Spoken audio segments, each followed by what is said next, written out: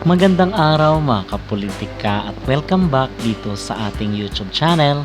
In this video is bibigyan ko po kayo ng update at yung detalye dito sa magiging concert ni Sofronio Vasquez sa San Leandro sa California.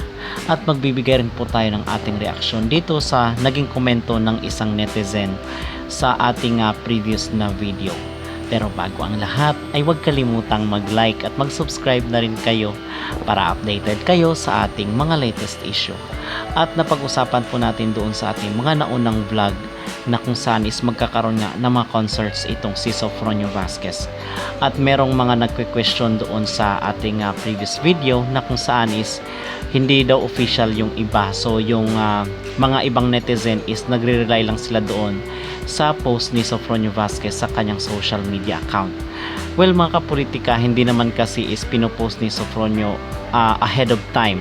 Just like yung nangyari dito sa HSBC na kung saan is bigla na lang po siyang nag-perform doon ng live. So hindi naman lahat ay napopost ni Sofronio prior doon sa event. So yun lang po. Siguro ay abang-abang na lang po tayo sa mga susunod na concert kasi meron tayong mga na-mention doon na magkakaroon siya ng concert dito sa California at the same time dito rin sa Canada and then sa Australia. So marami tayong na-mention but ang sabi nila is hindi pa doon nag-post itong si Sofronio at wala pang official na announcement. At okay naman po yun na tayo ay mapagmatyag kasi ngayon dito sa mundo ng internet is maraming fake news. So siguro ay abangan lang po natin yan mga kapolitika yung ating mga na-report previously.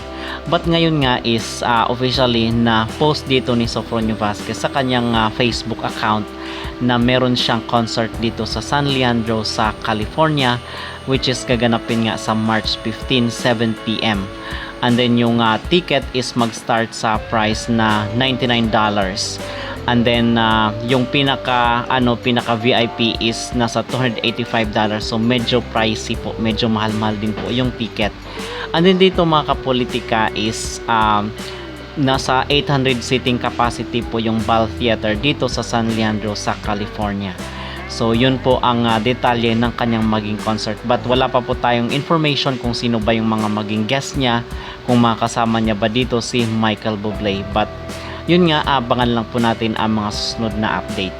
And meanwhile is bibigyan rin po natin ng reaction itong naging komento kasi nga nakipag-FaceTime nga itong si Sofronio or itong si Michael Bublé sa isa't isa kahapon at naipost dito ni Sofronio sa kanyang social media account. Kasi na-mention at natalakay natin doon sa ating naunang video na itong The Voice Season 27 is mag-i-start na po sa 3rd of February. So it means na maging busy rin po itong si Michael Bublé. So yun din po ang worry ko actually mga kapolitika kasi itong netizen natin na si Ma'am Bernadette ayun rin po ang kanyang sinabi na baka mapabayaan itong si Sofronio Vasquez. So maging busy itong si Michael Bublé dito sa kanyang show kasi isa siya sa maging coaches dito sa naturang singing contest. So baka hindi niya na maalagaan itong si Sofronio Vasquez. At sumagot naman po dito ang isa sa ating mga taga-subaybay na kung saan ay sinabi niya si Michael Bublé is hindi naman talaga mentor ni Sofronio kasi tapos na nga yung season 26 ng The Voice USA. So iba na ang hahawak dito kay Sofronio which is nga itong NBC at yung Republic Records na kung saan is auto-sign, nakakontract na itong si Sofronio Vasquez. And itong si Michael Bublé is hindi naman talaga mentor dito lang sa The Voice but pagkatapos nun is siguro somehow is dapat hindi niya pababayaan na nanalo doon sa The Voice kasi marami po talaga mga kapolitika ang nanalo dito sa nasabing singing contest na hindi naman sumikat sa kadahilan ng grabe po ngayon ang kompetisyon nga dito sa Hollywood at yung dito sa Amerika. Kasi syempre pag Amerika, pag sinasabing Amerika ay medyo may bigat yon sa pandinig ng mga tao. So kung kaya talagang ambisyon at pangarap ng karamihan na somehow isumikat rin dito sa Amerika, especially sa Hollywood. So it means na kailangan na makipag-compete po ni Sofronio Vasquez dito sa mga international singers na gusto ring sumikat dito sa larangan ng pag-awit.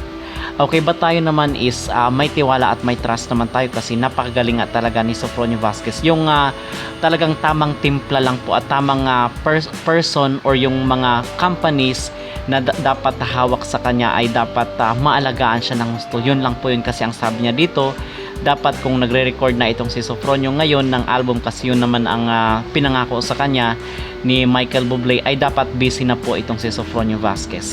Well, ang masasabi at maging reaction ko dito ay siguro hindi naman lahat pinapakita ni Sofronio Vasquez sa social media kasi baka yung iba ay behind the scene lang, okay? So hindi pinopost ni Sofronio dito sa kanyang social media account. But someday or sa mga sunod na araw kung meron mga ganyang ganap behind the scene ay malalaman naman natin yan kasi ipopost naman po yon ni Sofronio sa kanyang social media account.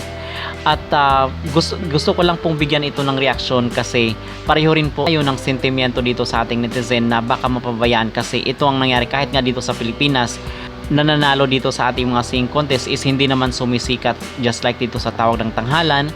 Pag wala kang maraming followers dito sa social media ay hindi ka talaga magkakaroon ng project. Yun po yun. Kung kaya nga ini-encourage natin yung mga tagahanga ni Sofronio Vasquez na mag-subscribe sa kanyang mga social media account or TikTok or sa Facebook at especially dito sa YouTube.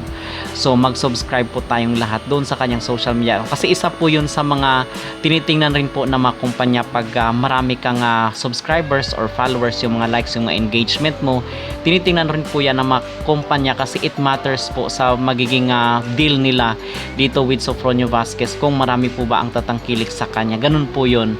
Okay, so yun lang po ang aking maging reaksyon at tulungan na lang po tayo dito sa social media. Iwasan na po tayo yung magsiraan, okay?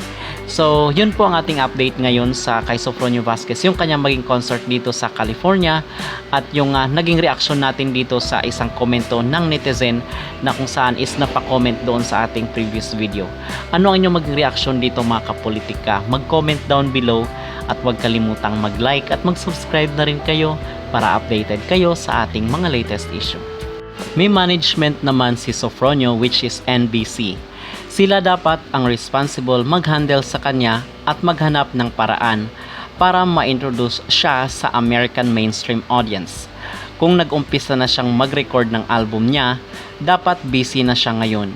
Si Michael ay bilang close friend na niya ngayon but not in official capacity na mentor or coach. Magtawagan lang yan sila for advices and suggestions pero ang may hawak sa kanya ay ang NBC. Iba ang record label ni Michael. Reprise level yun na Warner Brothers. Sila ni David Foster ang magkasama. Iba ang kay Sofronio, Republic Record under Universal.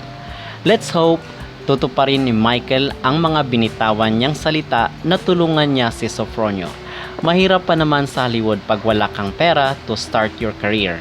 Ang panalo ni Sofronio na $100,000 is not enough to shoulder his music career.